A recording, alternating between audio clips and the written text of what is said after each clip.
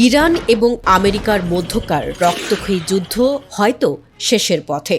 বিশ্বজুড়ে এখন একটাই গুঞ্জন, খুব দ্রুতই সই হতে যাচ্ছে ঐতিহাসিক শান্তি চুক্তি। কিন্তু এই চরম যুদ্ধবিরতির আবহের মাঝেই আড়ালে রয়ে গেছে এক মহাবিস্ময়। সবার মনে এখন একটাই প্রশ্ন, কোথায় আছেন ইরানের নতুন সর্বোচ্চ ধর্মীয় নেতা মোজতবা খামেনি? বাবা আয়াতুল্লাহ আলী খামেনির মৃত্যুর পর দায়িত্ব নিলেও আজ পর্যন্ত তাকে জনসমক্ষে দেখা যায়নি। মার্কিন গোয়েন্দারা হন্যে হয়ে খুঁজছে তাকে, কিন্তু তেহরানের এই নতুন অধিপতি যেন এক অদৃশ্য মানব। তাকে নিয়ে তৈরি হয়েছে এক কুয়াশায় ঘেরা রহস্য। আমেরিকা ও ইসরায়েলের ধারণা ছিল যুদ্ধের প্রথম দিনেই আলী খামেনিকে হত্যার পর ইরান হয়তো ভেঙে পড়বে, কিন্তু মোজতবা খামেনি পর্দার আড়াল থেকে পুরো সমীকরণ বদলে দিয়েছেন। মার্কিন গোয়েন্দা সংস্থা CIA এর সাম্প্রতিক রিপোর্ট ফাঁস করেছে এক চাঞ্চল্যকর তথ্য। মোজতবা খামেনি কোনো সাধারণ জায়গায় নেই, তিনি আছেন মাটির গভীরে তৈরি এক অতি সুরক্ষিত গোপন বাংকারে। সেখান থেকেই তিনি সম্পূর্ণ সুস্থ ও সুরক্ষিত অবস্থায় পুরো ইরান রাষ্ট্র এবং সামরিক বাহিনীকে পরিচালনা করছেন। তবে সবচেয়ে অবিশ্বাস্য বিষয় হলো তার যোগাযোগ ব্যবস্থা। কোনো মোবাইল, ইন্টারনেট বা ইলেকট্রনিক ডিভাইস নয়, তিনি তার কর্মকর্তাদের সাথে যোগাযোগ করছেন এক প্রাচীন ও নিপুণ চেইন অব মেসেঞ্জারের মাধ্যমে। একের পর এক বিশ্বস্ত বার্তাবাহকের হাত ঘুরে তার সিদ্ধান্ত পৌঁছাচ্ছে বাইরে, যার কারণে মার্কিন হ্যাকার বা গোয়েন্দারা চাইলেও তার লোকেশন ট্র্যাক করতে পারছে না। আমেরিকার সবচেয়ে শক্তিশালী অস্ত্র হলো বাংকার বাস্টার মিসাইল, যা মাটির শত ফুট গভীরে গিয়েও লক্ষ্যবস্তু ধ্বংস করতে পারে। কিন্তু পেন্টাগনের শীর্ষ কর্মকর্তারা এখন গোপনে স্বীকার করছেন, মোজতবা খামেনি যেখানে আছেন সেখানে পৌঁছানোর সাধ্য কোনো মার্কিন বাংকার বাস্টারের নেই। কারণ এই গোপন দুর্গটি কোনো সাধারণ প্রযুক্তি দিয়ে তৈরি নয়। আন্তর্জাতিক প্রতিরক্ষা বিশেষজ্ঞদের ধারণা, মোজতবাকে সুরক্ষিত রাখতে পর্দার আড়াল থেকে কাজ করছে বিশ্বের দুই পরাশক্তি রাশিয়া এবং চীন। মস্কো এবং বেইজিংয়ের যৌথ বৈজ্ঞানিক ও সামরিক প্রযুক্তিতে তৈরি এই বাংকার এতটাই সুরক্ষিত যে পারমাণবিক হামলাও এটিকে স্পর্শ করতে পারবে না। শুধু তাই নয়, এই বাংকারের ভৌগোলিক অবস্থান এবং নিরাপত্তা ব্যবস্থাকে সরাসরি মনিটর করছে রাশিয়া ও চীনের বিশেষায়িত কমান্ড। ফলে চিরকালের জন্য অধরাই থেকে যাচ্ছে তার লোকেশন। আমেরিকান কর্মকর্তারা আড়ালে হাসাহাসি করছেন যে মোজতবার বার্তা আস্তে আস্তে নাকি তা পুরনো হয়ে যায়। কিন্তু আসল সত্য হলো, এই বিলম্বই মোজতবার সবচেয়ে বড় কৌশল। তিনি তাড়াহুড়ো করে কোনো ভুল সিদ্ধান্ত নিচ্ছেন না। মার্কিন ও ইসরায়েলি ঘাতকদের ড্রোন হামলা থেকে বাঁচতে এই নিখুঁত ছক তৈরি করেছেন তিনি।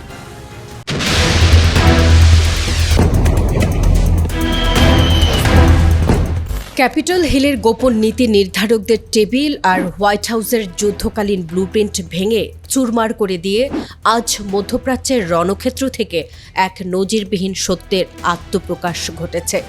বৈশ্বিক সমরাস্ত্রের সমস্ত পুরনো ব্যাকরণ ওলট পালট করে দিয়ে এবার যুদ্ধের ময়দানে সরাসরি প্রমাণিত হয়ে গেছে ইরানি ফৌজের ইস্পাত কঠিন প্রতিরোধের মুখে কোনোভাবেই টিকতে পারছে না ডোনাল্ড ট্রাম্পের অত্যাধুনিক মার্কিন বাহিনী। অতি সম্প্রতি IRGCর সর্বোচ্চ উপদেষ্টার এক বিস্ফোরক সাক্ষাৎকারে উঠে এসেছে কিভাবে পারস্য উপসাগরের বুকে আমেরিকার বিলিয়ন ডলারের রণতরী আর কমান্ডো স্কোয়াডকে আক্ষরিক অর্থেই অবশ করে ছেড়েছে তেহরানের জানবাজরা। IRGCর senior commander brigadier general Mohammad Reza Naqdi রবিবার রাতে এক লাইভ সাক্ষাৎকারে পেন্টাগনের সাজানো এপিক ফিউরি অপারেশনের কোমর ভেঙে দেওয়ার রুদ্ধশ্বাস বিবরণ দিয়েছেন। সংযুক্ত আরব আমিরাতের মাটি থেকে ছোড়া হিমার্স রকেট ও মার্কিন রণতরীর অবিরাম বোমা বর্ষণে আবু মুসা দ্বীপ যখন জ্বলন্ত আগ্নেয়গিরি, ঠিক তখনই ইরানি যোদ্ধাদের পাল্টা মরণ কামড়ে মার্কিন যুদ্ধজাহাজের ভেতরে থাকা ক্রুদের উপর এমন এক মনস্তাত্ত্বিক মারণচাপ তৈরি হয় যে পেন্টাগন নিজেদের নৌ কমান্ডারকে বরখাস্ত করতে বাধ্য হয়। তিনি বিশ্ব মঞ্চে এক চাঞ্চল্যকর তথ্য ফাঁস করে জানিয়েছেন, এই গোপন যুদ্ধে আমেরিকার 282টি কৌশলগত অবস্থান সম্পূর্ণ ধ্বংস হয়ে গেছে এবং শত শত মার্কিন সেনা নিহত হয়েছে। পরিস্থিতি এতটাই বেগতিক ছিল যে আরব আমিরাতের 40 বেডের এবং কুয়েতের 10 বেডের বিশেষ হসপিটাল বিমানগুলো প্রতিদিন গোপনে মার্কিন লাশ আর পঙ্গু সৈন্যদের জার্মানির হাসপাতালে নিয়ে যাচ্ছিল, যা ট্রাম্প প্রশাসন আজ পর্যন্ত দুনিয়ার সামনে ধামাচাপা দিয়ে রেখেছিল। মার্কিন বাহিনী যখন ইরানের এই মেগা এনার্জি প্রজেক্টে আঘাত এনেছে, তখন তেহরানের পক্ষ থেকে সেই বিখ্যাত প্রবাদ স্মরণ করিয়ে দেওয়া হয়েছে, তোমরা একটা মারলে পাল্টা 10টা খাবে। মুহূর্তের মধ্যে মার্কিন মালিকানাধীন পারস্য উপসাগরের সমস্ত জ্বালানি অবকাঠামো ঝাঁঝরা করে দিয়েছে ইরান, যার পর স্বয়ং মার্কিন প্রেসিডেন্ট ট্রাম্প অনুশোচনা করে তেহরানের কাছে চিঠি লিখতে বাধ্য হয়েছেন। কেবল তাই নয়, মার্কিন জেনারেলের গোপন ডায়েরিতেও উঠে এসেছে এক ভয়ঙ্কর দৃশ্যপট, যেখানে সাধারণ ইরানি নাগরিকরা ঘরোয়া অস্ত্র নিয়ে মার্কিন প্যারাট্রুপারদের চারদিক থেকে ঘিরে ধরে জ্যান্ত কবর দিচ্ছিল।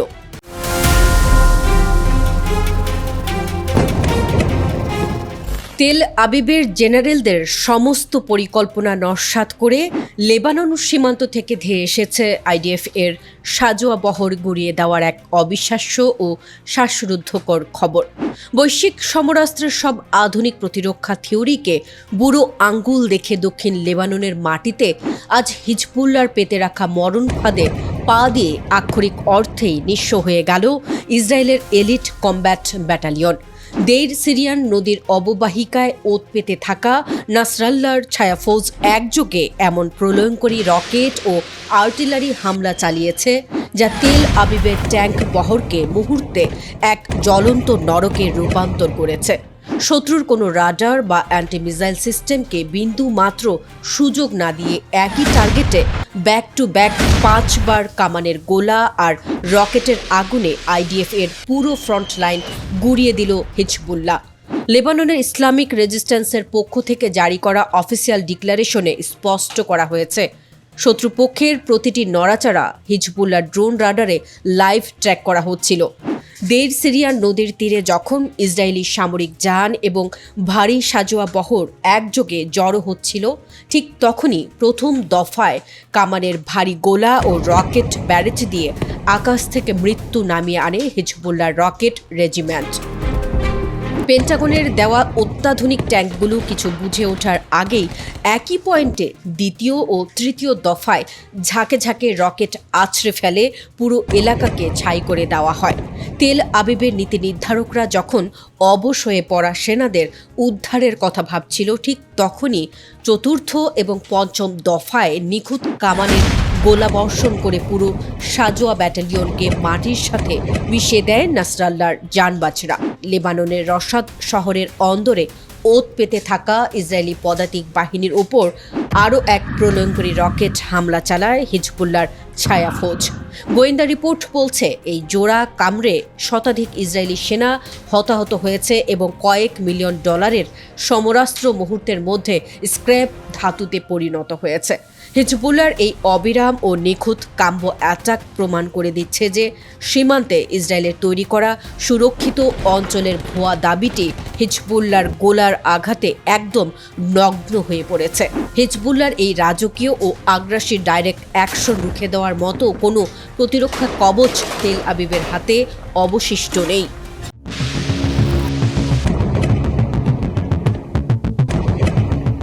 ওয়াশিংটনের ক্ষমতার অলিন্দে আজ কোনো উল্লাস নেই, আছে এক হাড়হিম করা পরাজয়ের নীরবতা। ওয়াশিংটনের শত বছরের দম্ভকে এক নিমিষে ধুলোয় মিশিয়ে দিয়ে মধ্যপ্রাচ্যের রণক্ষেত্র থেকে আজ ভেসে এসেছে এক নজিরবিহীন ও ঐতিহাসিক আত্মসমর্পণের প্রতিধ্বনি। যুদ্ধের ময়দান আজ স্পষ্ট সাক্ষ্য দিচ্ছে, তেহরানের অদম্য ছায়াফৌজের সুনিপুণ কৌশলের সামনে ট্রাম্প প্রশাসনের সমস্ত আধুনিক প্রযুক্তি আক্ষরিক অর্থেই অবশ। মেহরান নিউজের বিস্ফোরক নথিপত্র দুনিয়ার সামনে মেলে ধরেছে কিভাবে মার্কিন ইসরায়েলি জোটের 40 দিনের আগ্রাসী ব্লুপ্রিন্টকে স্রেফ আবর্জনার মতো ডাস্টবিনে ছুঁড়ে ফেলেছে ইরান। আমেরিকা ও ইসরায়েলি থিঙ্ক ট্যাঙ্কগুলো মনে করেছিল ভারী বোমা বর্ষণ, সাইকোলজিক্যাল অপারেশন আর মিডিয়া ব্ল্যাকআউটের যৌথ মারণ চাপে ইরান বুঝি মুহূর্তের মধ্যে হোয়াইট হাউসের পায়ে লুটিয়ে পড়বে। কিন্তু যুদ্ধের 3 মাস পার হওয়ার পর খোদ ইসরায়েলি গণমাধ্যম জেরুজালেম পোস্ট অত্যন্ত লজ্জাজনকভাবে স্বীকার করেছে যে এই যুদ্ধ ইরানকে বিন্দু মাত্র দমাতে পারেনি, বরং উল্টো হরমুজ প্রণালীর ওপর তেহরানের নিয়ন্ত্রণকে আরও রাজকীয় ও অভেদ্য করে তুলেছে। ওয়াশিংটনের সবচেয়ে বড় ভুল ছিল তারা ইরানের সামাজিক কাঠামোকে স্রেফ সোশ্যাল মিডিয়ার সস্তা প্রোপাগান্ডা দিয়ে পরিমাপ করেছিল, অথচ তারা টের পায়নি বাহ্যিক বিপদের সামনে ইরানি জনগণ কতটা ইস্পাত কঠিন সংহতি গড়ে তুলতে পারে। পেন্টাগন যে সুইফট অ্যান্ড ডিসাইসিভ স্ট্রাইক বা দ্রুত বিজয়ের অহংকার দুনিয়াব্যাপী বিক্রি করত, পারস্যের আকাশসীমায় এসে সেই মার্কিন ডিটারেন্সের ভাবমূর্তি আজ পুরোপুরি দেউলিয়া হয়ে গেছে। সমরাস্ত্র দুনিয়ায় আসল আতঙ্ক তৈরি হয়েছে আমেরিকার এই বাধ্যতামূলক পিছুটানকে কেন্দ্র করে। এই যুদ্ধের পর মধ্যপ্রাচ্যের যে দেশগুলো একসময় ওয়াশিংটনের দাদাগিরির ওপর ভরসা করে ইরানের বিরুদ্ধে ম্যাক্সিমাম প্রেশার নীতি চালাতো, তারা এখন চরম ভয়ের চোটে নিজেদের অবস্থান পরিবর্তন করতে শুরু করেছে।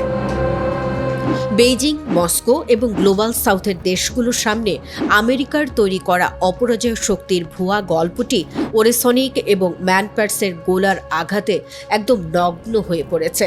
হোয়াইট হাউসের অন্দরে এখন তীব্র আতঙ্ক যে ইরানকে একঘরে করার যে আন্তর্জাতিক ছক তারা সাজিয়েছিল, আজ ট্রাম্পের যুদ্ধকালীন ক্যাবিনেট নিজেই সেই ট্র্যাপের ভেতর আটকা পড়ে নিঃস্ব হয়ে গেছে।